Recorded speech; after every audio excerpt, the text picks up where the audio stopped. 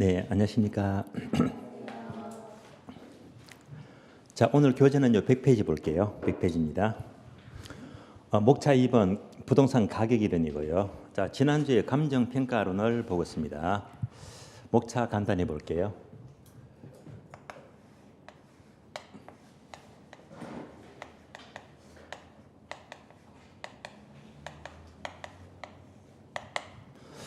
출제 빈도가요.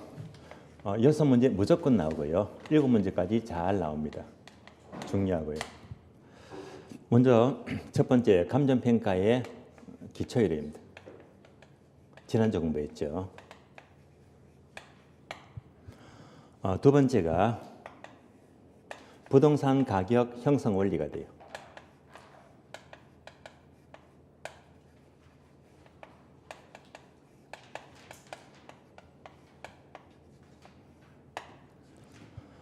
세 번째가 가격을 관한 구체적인 방법, 감정평가 3방식입니다. 네 번째가 물건별 평가 방법이 되고요.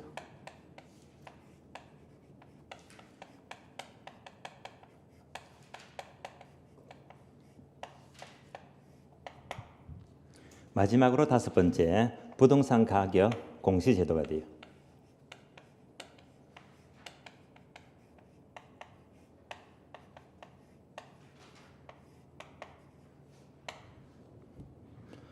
그러면 가장 중요한 게요. 2장과 3장입니다. 여기서 전반적으로 문제가 4문제에서 5문제가 나오고요. 이 중에서 가장 중요한 것은 3방식이 가장 중요합니다. 3문제가 늘 나오고요. 다음 두 번째로 중요한 것은 바로 4장과 5장입니다. 물론 1장 포함했어요. 여기서 나머지 2문제에서 3문제가 출제가 되고 있습니다. 자, 그러면 지난주에는 기초이론까지 봤습니다. 기초이론 하게 되면 크게 4가지죠. 감정평가의 첫 번째 의의가 뭐냐? 감정평가란 부동산 가치를 판정하여 그 결과를 부동산 가격으로 관한 작업이다. 한마디로 부동산 가격 관한 작업입니다. 두 번째, 감정평가의 필요성입니다. 아마 필요성은 이 그림 기억나시죠?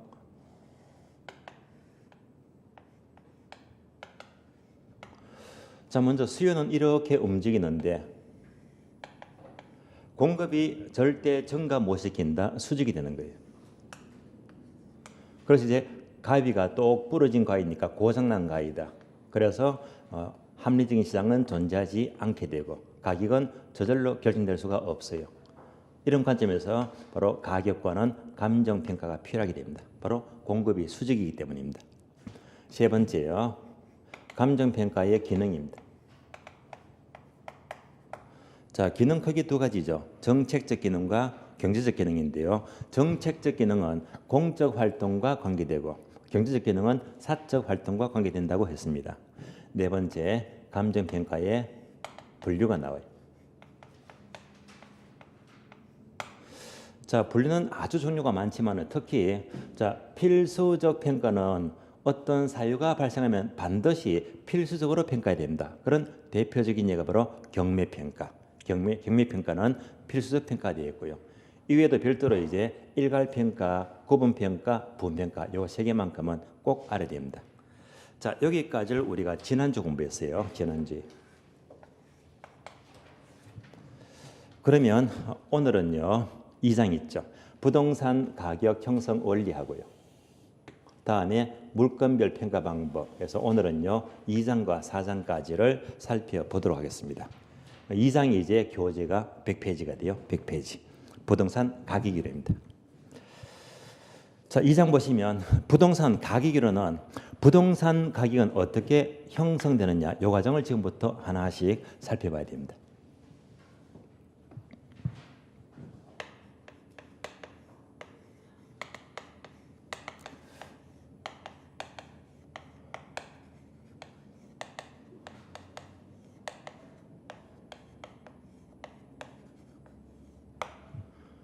미리 말씀을 드릴게요. 참고로 29회 올해 시험은요.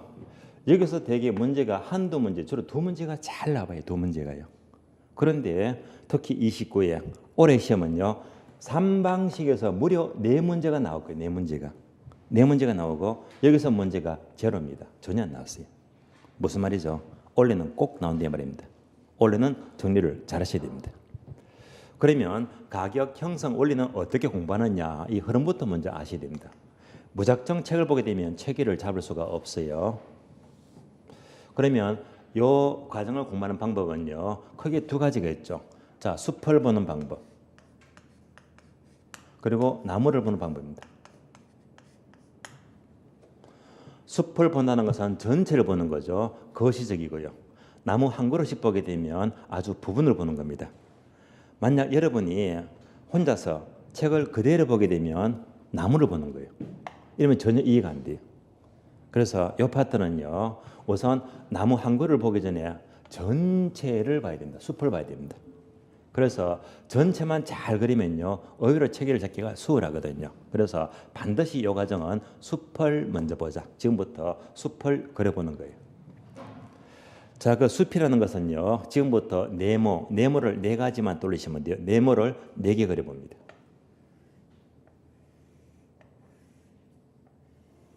이렇게 네모를 4개 그려주고요.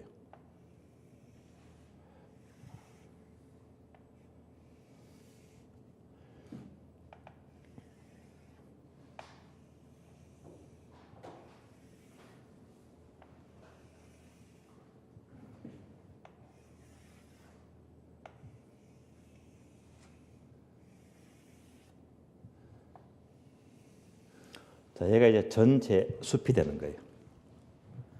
자, 그러면 첫 번째 네모는요, 얘가 바로 부동산 가격입니다.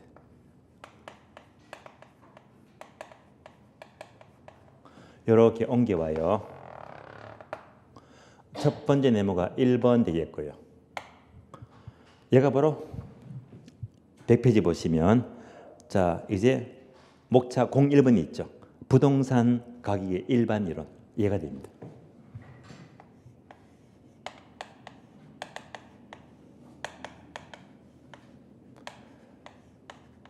한 문제가 아주 잘 나와요.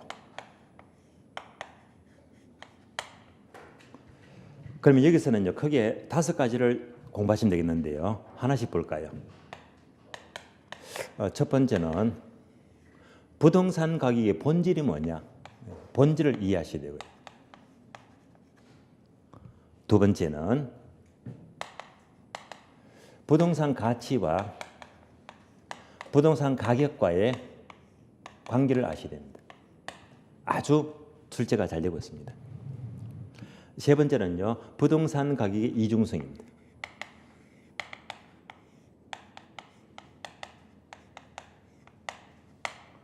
네 번째가 부동산 가격의 특징입니다.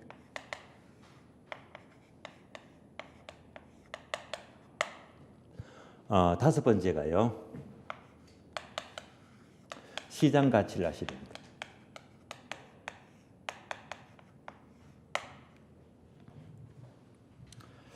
그럼 여기서는 또 줄이자면 특히 출제가 잘 되는 게 3가지인데요. 바로 부동산 가치와 가격, 아주 중요하고요. 가격의 특징 반드시 알아야 됩니다. 그리고 시장 가치. 이 3가지만 분명히 하시면요, 공부를 아주 잘하는 것입니다.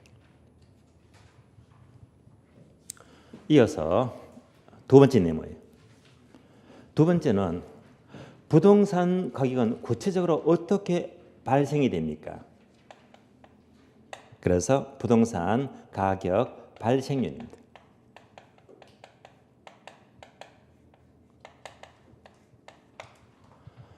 얘가 목차 2번이 돼요.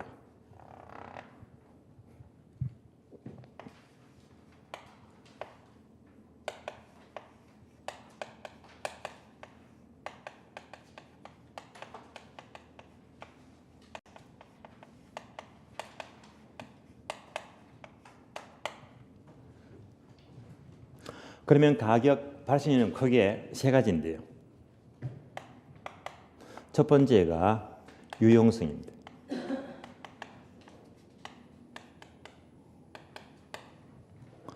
두 번째가요, 상대적 희소성이 되고요.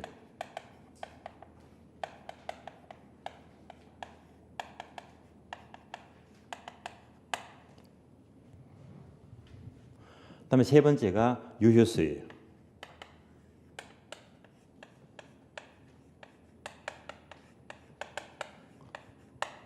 출제가 잘 되기 때문에 암기하셔야 됩니다. 세 가지죠. 유상유 이렇게 돼요. 자, 유상유 세 가지. 따라서 발생 요인 하게 되면 자, 유상유 세 가지다.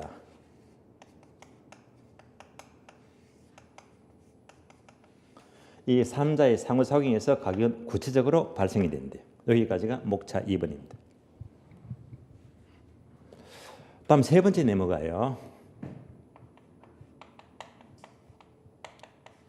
부동산 가격 발생 요인, 유상유 이 3자에 또 영향을 미치는 거예요. 이렇게 영향을 미치는 것을 가격 형성 요인 이렇게 불러요. 얘가 세 번째 네모가 돼요. 3번입니다.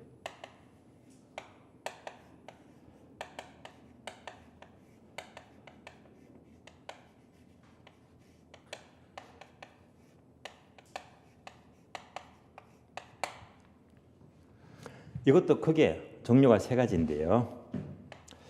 첫 번째가 일반적 요인 해서 일반 요인입니다.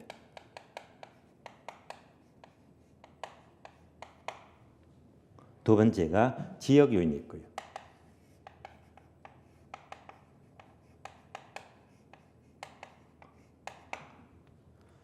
세 번째가 개별 요인입니다.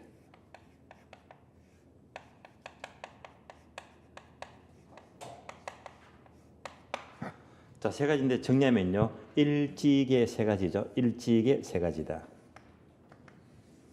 따라서 형성 요인 하게 되면 일찍의 세 가지가 돼요.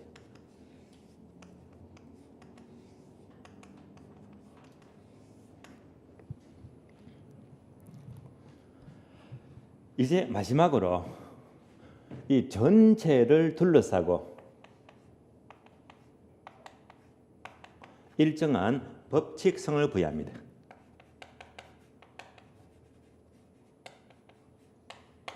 이것을 부동산 가격 재원칙이다. 가격 재원칙입니다. 얘가 마지막 네 번째 네모가 되고요. 목차는 4번입니다. 부동산 가격 재원칙입니다.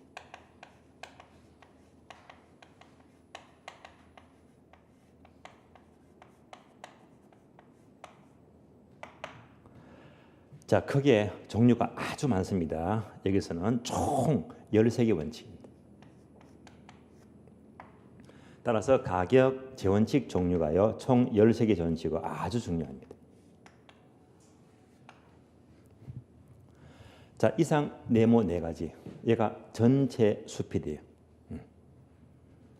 따라서 이렇게 머릿속에 체계를 잡아놓고요. 이제 하나씩 자, 들어가게 되면 나무 한 그루가 되거든요. 그래서 전체를 먼저 잡아야 됩니다. 이 체계를 잡지 못하면요. 전혀 체계를 잡기가 어려워요.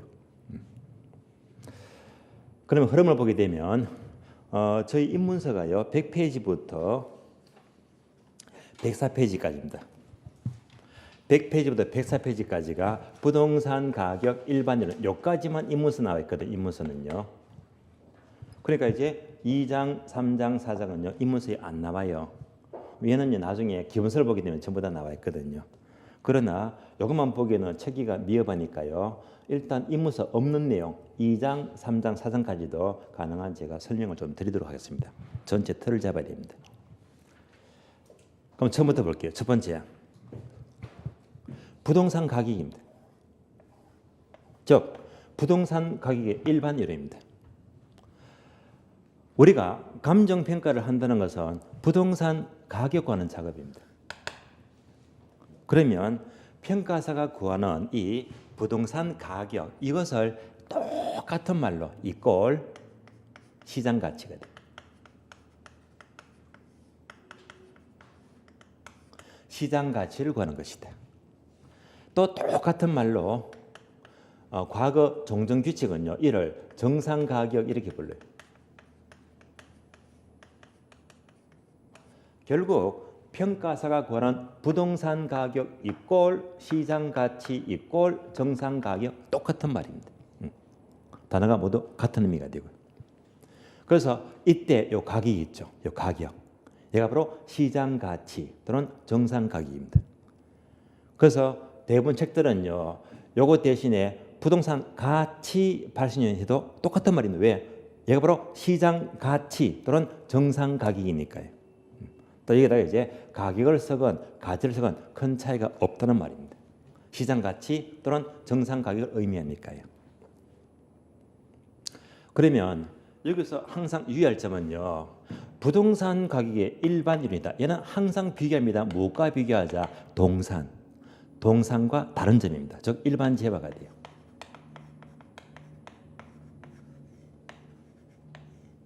항상 일반 재화를 비교하면서 염두에 두면서 이와 다른 여러 가지 내용들을 5가지를 공부합니다. 그러면 저희 입문서 보게 되면요. 바로 가치와 가격 나오잖아요. 1번이 빠져있다는 말입니다. 자, 1번은요. 별도로 이렇게 이해를 하시면 돼요. 지금부터 하나씩 봅니다.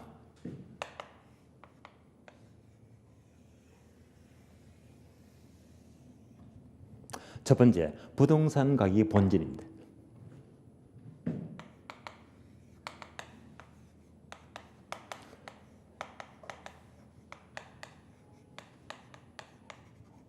무슨 말이죠? 일반 동산 가격과 다른 점입니다. 이만 하시면 돼요. 부동산 가격의 본질은요. 부동산의 소유에서 비롯되는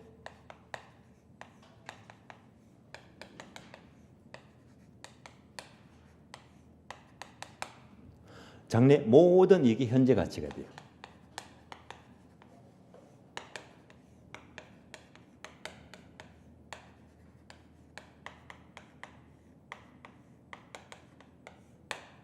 부동산의 소유에서 비롯되는 장래 모든 이익의 현재 가치다. 이것이 부동산 가격의 본질입니다. 구분합니다. 첫 번째, 소유에서 비롯된다. 소유, 얘가 핵심 단어가 돼요. 부동산을 사는 것은 소유권이라는 권리를 사는 것입니다. 부동산 가격은 바로 권리의 가격입니다. 권리의 가격. 예를 들어 볼게요. 자, 편의점에 가요. 편의점 가서 콜라 한 캔 사 마십니다. 코카콜라요. 얼마 주고? 1,400원 주고. 자, 카운터 가세요. 1,400원 주고 콜라 한 캔 사들고 마시면 그만이거든요. 그러니까 동사는요. 바로 1,400원 가격을 지불하고요. 그대로 콜라, 물건 자체를 사는 겁니다. 부동산은요. 못 움직이잖아요. 부동성 때문에 돈 주고 땅을 들고 올 수가 없잖아요. 못 움직이기 때문에 바로 소유권이라는 권리를 사는 것입니다. 그래서 권리를 사는 것이지. 동산은 콜라 사는데 별도로 콜라에 대한 등기부 필요가 없잖아요. 그것만 들고 오면 되는 거예요. 그래서 부동산은 그 땅 자체가 아니라 소유권이라는 권리를 사는 것이다. 권리 가격입니다. 두 번째, 부동산 가격은요. 장래가 중요합니다. 장래 모든 이익의 현재 가치가 바로 가격의 본질입니다. 그래서 이런 말이 있죠. 부동산을 사는 것은 어제를 사는 것이 아니요. 오늘을 사는 것이 아니라 바로 내일을 사는 것이다. 장래를 사는 것입니다. 장래. 예를 들면 자 이렇게 상가를 경매받았습니다. 그러면 상가를 낙찰받았다면 그 목적이 뭡니까? 과거, 현재 필요 없잖아요. 이 상가의 미래 가치를 보고 계속 앞으로 장래 계속 임대료 수익, 월세가 계속 들어오잖아요. 이 장래 모든 이익의 현재 가치가 가격의 본질이 되는 거예요. 또 비교해 볼까요? 여러분들 공부하시는 공인중개사 자격증이 있죠. 이 공부 왜 합니까? 과거가 필요가 없어요. 현재 때문이 아니죠. 자격증 땄다. 앞으로 장래 계속 자격증 하려면요. 수입을 발생하잖아요. 그래서 이를 취득해서 앞으로 계속 소득을 창출할 것이다. 이것이 바로 자격증의 가치가 됩니다. 그럼 예를 들어 볼게요.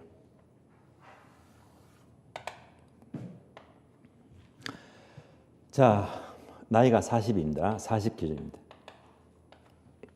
이런 분들이 많죠. 그럼 이제 40세부터 40세 되어서 자, 올 내심 합격했어요. 자격증을 취득했습니다. 요즘 수명이 많이 늘어났죠. 100세 시대입니다. 100세까지는 중개 못 하겠죠. 그렇잖아요. 얼마까지? 한 70은 가능하죠. 70. 요즘은요, 70이 노인이 아니거든요. 예. 그만큼 수명이 넓어졌으니까. 예.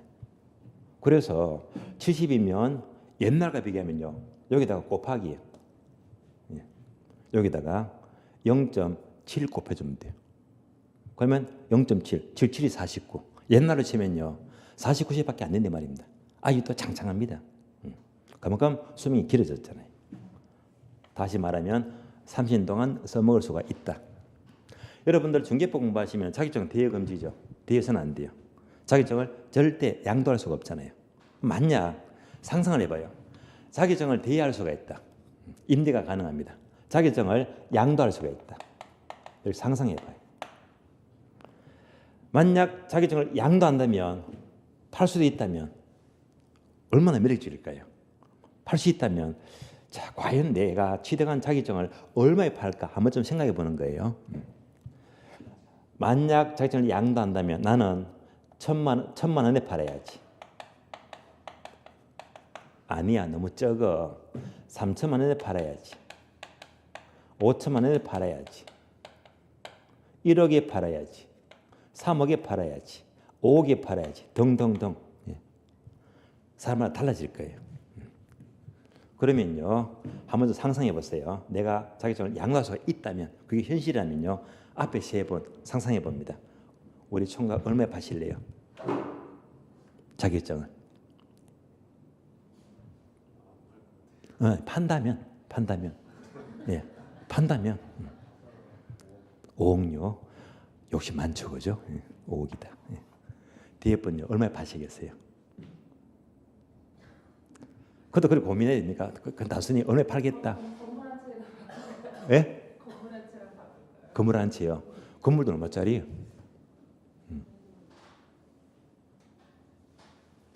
얼마? 빠른 판단. 스피드 퀴즈예요. 얼마? 와, 20억에서 30억. 공부할 가치가 있네, 그죠? 예. 옆에 거는요? 7, 8억. 역시 지방보다 서울은 통이 커요. 지방은요, 대개 한 5천에서 3억까지 왔다 갔다 하는데, 서울은 기본 5억이 넘어갑니다. 그죠? 예. 아파트 값도 비싸니까 통이 다르네. 그죠? 예. 보겠습니다. 그러면 단순히 이렇게 생각해 봐요. 자, 이제 취득해서 실무 시작합니다. 자, 내가 실무한다면 한 달에 봉급 100만 원 받으려고 이 공부한다. 말짱 거짓말입니다. 차라리 안 하는 게 낫습니다. 한 달에 200만 원 받겠다? 이것도 최저임금밖에 안 돼요. 말도 안 돼요.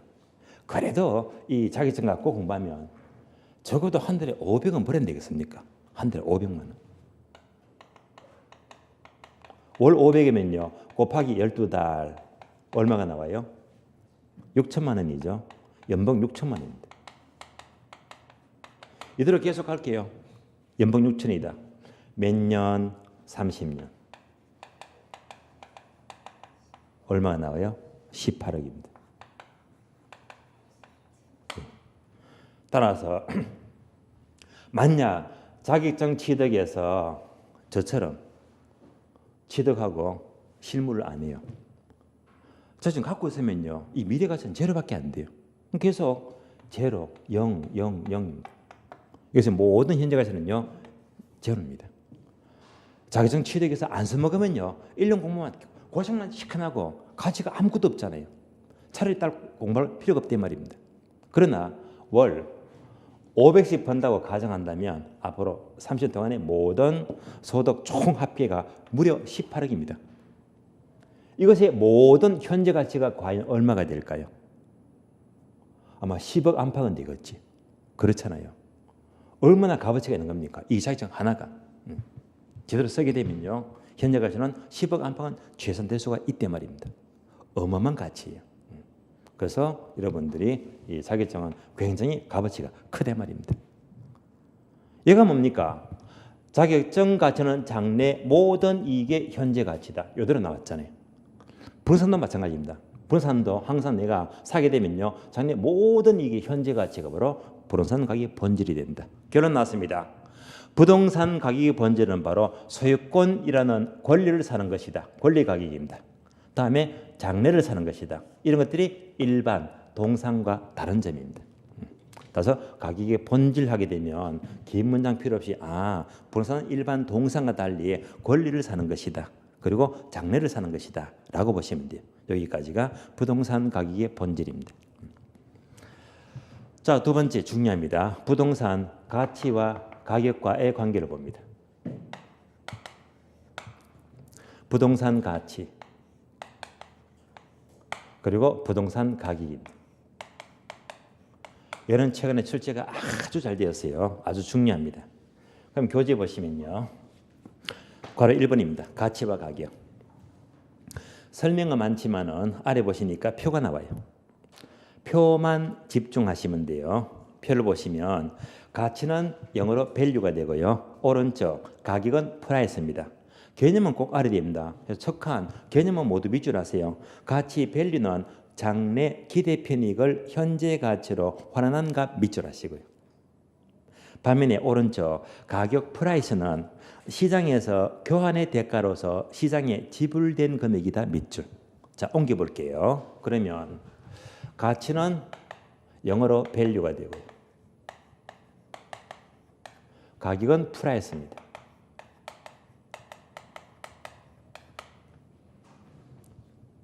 그러면 가치 value는요. 장래 모든 편익이죠. 장래 모든 이익을 현재 가치로 환원한 값이다. 이렇게 나와 있고요. 반면에 가격 price는요. 시장에서 교환의 대가로서 시장에 지불된 금액이다.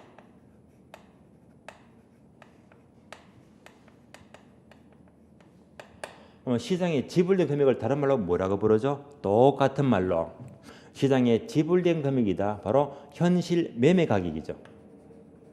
실제로 매매된 금액입니다. 현실의 매매 가격입니다.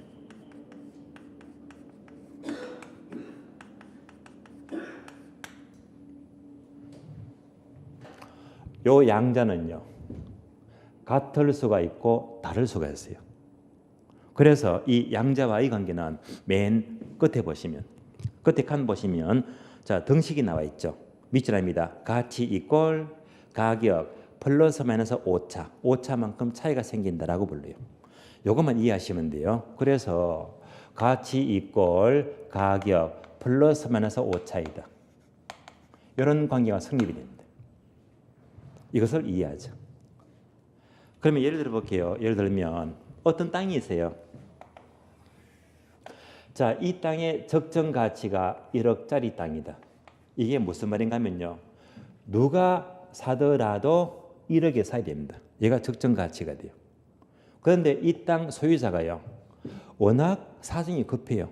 급한 나머지 빨리 팔자. 뭐죠? 금매 가격. 싸게 팔아야지. 그러다 보니까 20% 싸게 팔았습니다. 싸게 팔았어요.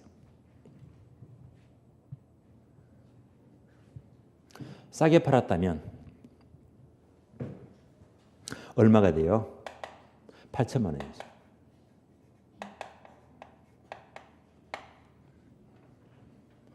제가 어제는 지방입니다. 시내 한복판, 서울로 치면 강남 한복판입니다. 가장 시내 상권 좋은 데인데요. 거기에서 위치가 너무 좋아요. 그래서 여기에 평수가 전용 면적이 한 30, 한두 평 돼요. 여기에 분양가가 정확히 4억 하더 4억요. 4층인데 4억 하더래요. 그래서 이거를 분양가대로 사는 건 아니잖아요. 상가가 분양 안 되면 할인 분양하잖아요. 그때 뭐지? 이렇게 싸게 할인 분양하잖아요. 그러면 4억에 10%면요. 4천만 원입니다. 커요. 1%가 400만 원입니다.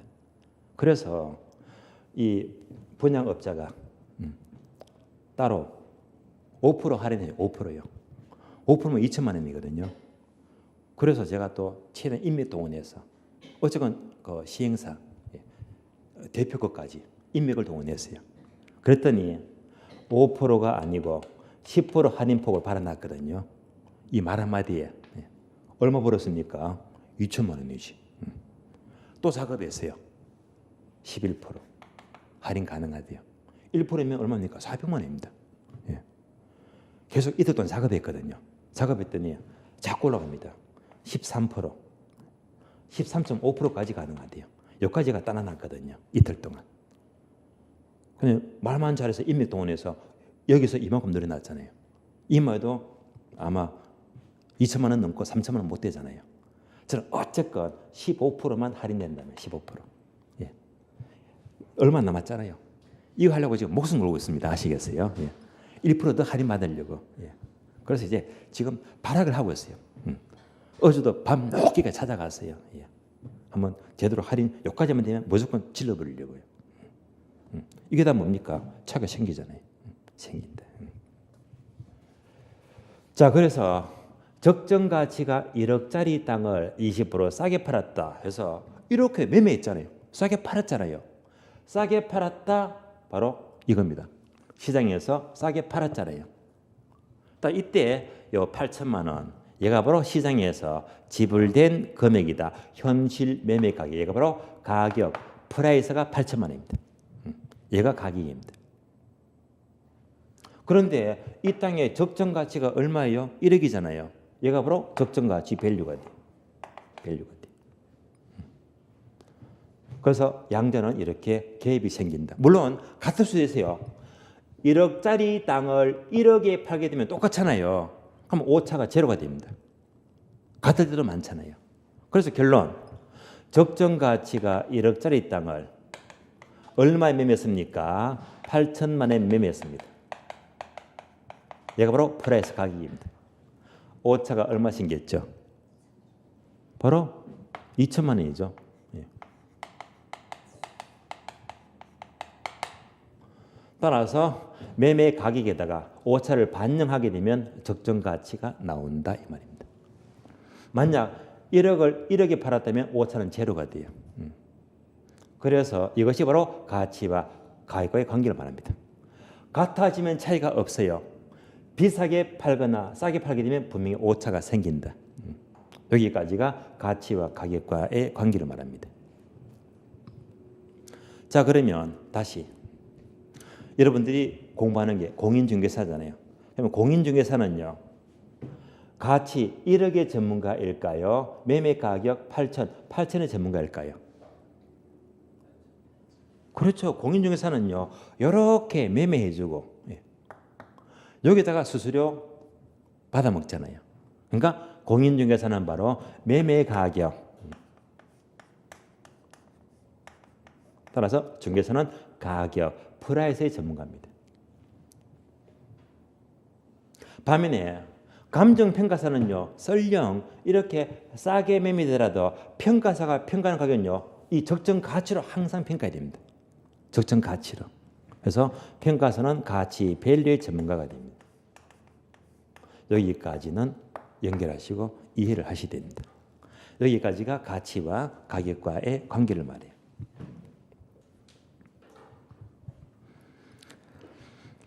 자, 가치, 가격 관계를 보았고요. 다음에 교재 오른쪽 페이지 넘어갑니다. 목차 2번 부동산 가격의 이중성입니다. 이중성 나왔죠?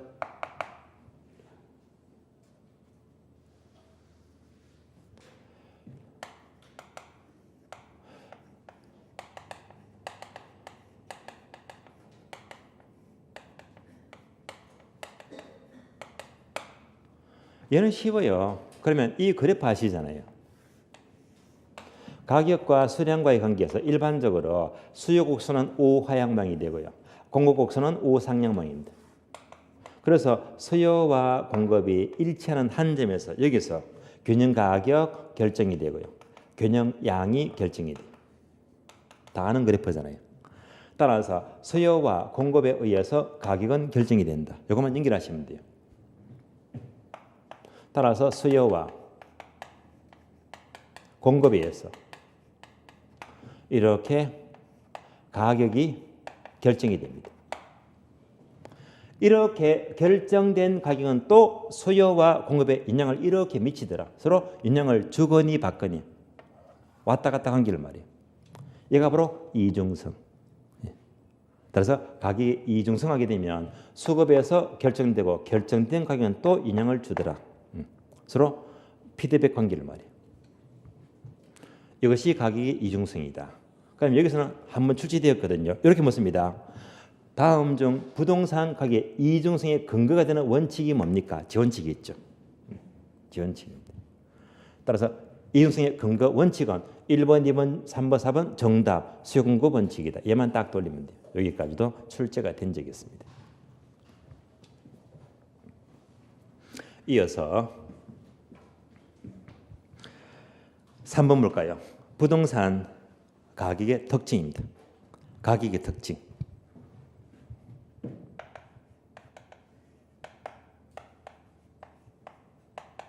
역시 여러 번 출제되었습니다. 그러면 특징이 종류가 많잖아요. 지금부터 1번부터 5번까지인데요. 1번부터 4번까지만 제목을 밑줄 합니다. 1번 가격과 임료로 표시가 된다 밑줄. 2번요 소유권 기타 권리이익의 가격 밑줄 하시고요. 다음 페이지 3번 장기적인 배라에서 형성된다 밑줄 하시고 4번 개별적 형성까지만 밑줄 하시면 돼요. 이상 4가지입니다. 하나씩 보겠습니다. 첫 번째, 부동산 가격은 가격과 임료로 표시가 돼요. 그러면 항상 뭐과 비교하자? 자, 여기서는요 항상 동산과 비교합니다. 동산과 다른 특징이잖아요. 편의점에 가세요. 담배 한 갑을 사요. 에세 담배. 얼마 하죠? 4,500원입니다. 담배 한 갑 주세요. 돈 4,500원 주고요. 담배를 사잖아요. 얘가 뭐죠? 담배 가격입니다. 일반 동산은요. 가격은 있어요. 근데 편의점 가서 저기요. 담배 한 갑 임대해 주세요. 예. 이상 사람 취급받잖아요. 그러니까 동산은요. 임대료가 없대 말입니다. 동산은 주로 가격으로만 형성이 돼요. 부동산은요. 가격도 있고 임대차 시장이 얼마나 발달되었습니까? 얘가 이때 말입니다. 이것이 바로 일반 동산과 다른 점입니다. 따라서 가격과 임료로 구분됩니다. 두 번째, 부동산 가격은 소유권 기타 권리 이익의 가격입니다.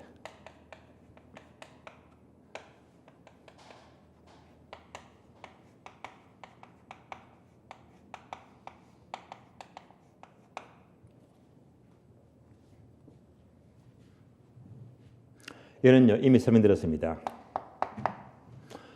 앞에서 나왔죠. 부동산을 사는 것은 바로 소유권이라는 권리를 사는 것이다. 그래서 바로 권리 가격입니다. 권리를 사는 것이다. 권리 가격이 되고요. 세 번째, 부동산 가격은 장기적인 배라에서 형성이 된다.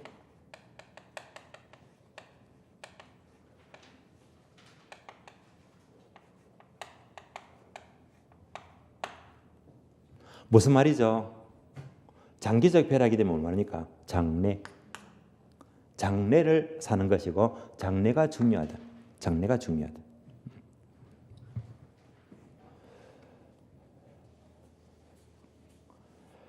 제가 따로 인터넷 신문인데요. 한강일보라고요. 한강일보. 그래서 앞으로 내년 1년 동안요. 1년이면 52주가 돼요. 그래서 1년 동안 계속 매주마다 한강일보 쪽에 월요일만 되면요. 부동산 칼럼이 올라갑니다. 물론 여러분들은 우리 게시판 보게 되면 매주마다 붙여놨잖아요. 편하게 볼 수 있거든요. 그래서 자, 이 부분도 칼럼 읽으면 얼마 안 되고 여러분 공부에 도움은 돼요. 그래서 이번 주 월요일 올라온 칼럼 제목이 부동산 투자의 필수 과목입니다.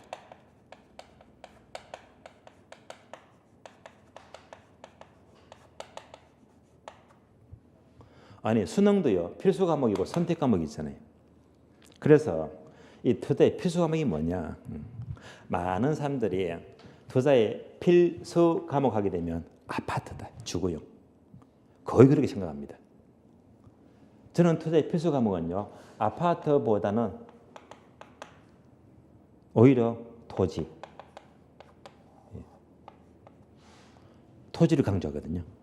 무척 공부를 많이 합니다. 토지. 왜냐하면요 여러분이 아파트 샀어요. 길동에 아파트를 샀다. 이 산 가격이 5억이다 잡을게요. 이것이 수익률이 더블로 오른다. 10억. 몇 년 기다려야 됩니까? 10년 지나도 10억 못 올라갑니다. 더블 안 돼요. 이게 아파트 수익률입니다. 아파트 수익률은요 2배 오르는데 한계가 있거든요. 엄청 기다려야 됩니다. 어려워요.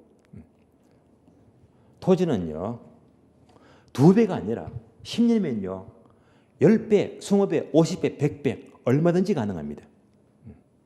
그래서 투자는요 얘보다 토지에 더 관심을 많이 가져야 됩니다. 자, 이런 전설적인 일화가 있어요. 아주 유명한 대구의 법무사 얘기인데요. 정확히 1900 좀 오래돼서요 77년입니다. 오래됐잖아요. 이때 대구 쪽에 이제 법원 내거리입니다. 법원 내거리에 법무사가 직업인데요. 이분이 어른이 돌아가셨거든요. 상속받은 게 1억입니다. 그것 때리면 커요. 상속받은 1억 갖고요. 1억 갖고 자, 그 시내에 건물을 사자. 건물은 문제가 생겨요. 건물은 이렇게 비싸게 사게 되면요. 사는 순간 건물은 언젠가는 노후화되면 철거해야지. 항상 건물은요 매년마다 가치가 감가됩니다. 감가가 돼요. 그러니까 매력 없다라고 보고 그러면 가치가 감가 안 되고 영원한 땅을 사자. 그런데 시내 땅을 사려고 하니까 땅값이 너무 비싸거든요. 그래서 결국 그 대구 지역에 가장 싼 땅을 사야지. 외곽지죠, 외곽지. 계속 찾아봅니다. 그럼 그 대구 지역의 그 외곽지예요. 대구의 아주 외곽지에 화은이라는 화은읍이에요. 그 당시는요. 화은이라는 지역에 그 대구 교도소래요. 교도소.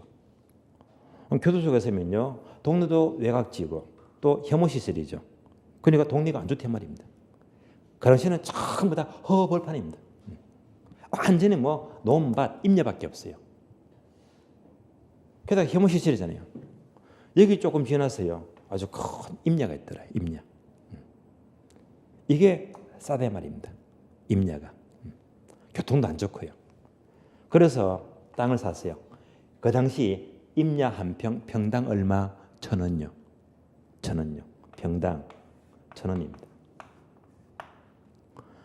1,000원 곱하기 1억 갖고 몇만 평? 10만 평요. 그러면 1억입니다. 그래서 그 당시에 1억 갖고 자 임야를 10만 평을 평당 1,000원에 사고요. 그리고 잊어버렸습니다. 묻어버렸어요. 그리고 세월이 지나갑니다. 왜? 법무사니까 계속 먹고 사는데 문제가 없잖아요. 딱 30년 지났습니다. 2007년대. 이때 갑자기 전화가 와요. 건설회사에서. 우리가 여기다가 아파트 지으려고 하는데 아파트 지으려고. 그런데 이 땅 좀 팔 수 없겠느냐. 물었습니다.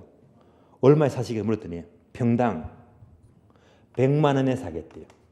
100만 원요. 입이 딱 부러졌어요. 그럼 100만 원 곱하기 10만 평 하니까 얼마? 1,000억입니다. 1,000억.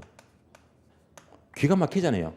땅 한번 딱 사가지고 딱 묻어주고 잊어버리니까 얼마가 되었지? 1억이 1,000억. 기가 막히잖아요. 땅을 일부만 팔았습니다. 일부만. 왜? 또 오를 거니까. 또 오를 거니까. 그래서 일부 현금화 시키고 나머지는 지금도 계속 갖고 있습니다. 얼마가 됐을까요? 2,000억 가까이도 가능하지. 이것이 땅의 매력입니다. 30년 동안에 몇 배 올랐다? 무려 1000배 올랐단 말입니다. 그래서 진정한 투자는요, 필수 과목은 바로 토지가 필수 과목이고 아파트가 선택 과목이 말입니다. 그래서 여러분들이 이 공부를 공부하시면 토지에 많은 관심을 갖고 공부를 하셔야 됩니다. 매력이 있잖아요. 얘가 뭡니까? 1억에 30년 후에 미래 가치가 얼마? 1000억이지. 그것은 뭐지? 그만큼 장래가 중요하다. 장래 가치가 얼마? 1000억이잖아요. 항상 부동산 가격은요, 현재보다 장래가 중요합니다. 네 번째입니다.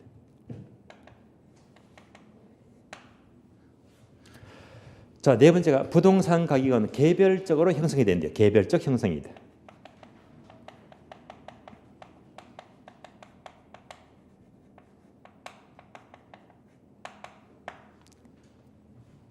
그러면 여기서 예를 봤죠.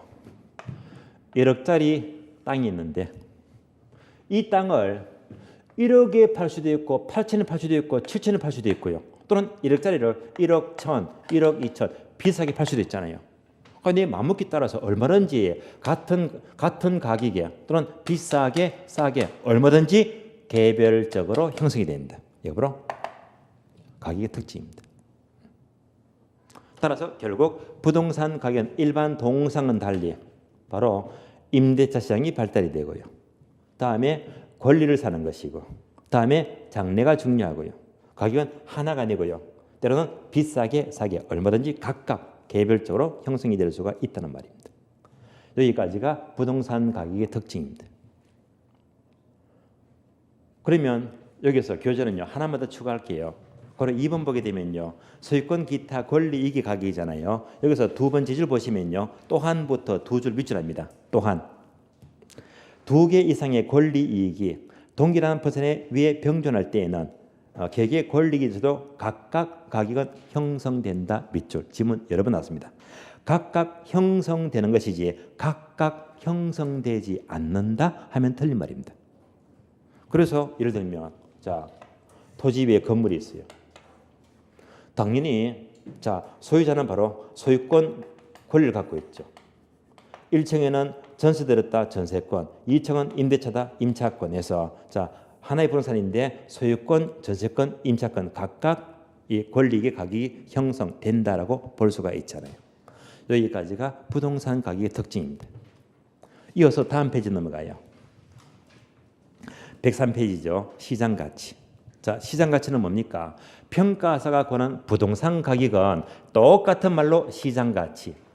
종전 규칙은 같은 말로 정상 가격이다. 그래서 평가사가 구하는 이 바로 가격의 시장 가치 같은 말이죠. 얘가 뭐냐? 시장 가치 의미를 꼭 알아야 됩니다. 자, 시장 가치에 대한 설명은요, 쉬었다가 다음 시간 이어서 계속 보겠습니다. 쉬겠습니다.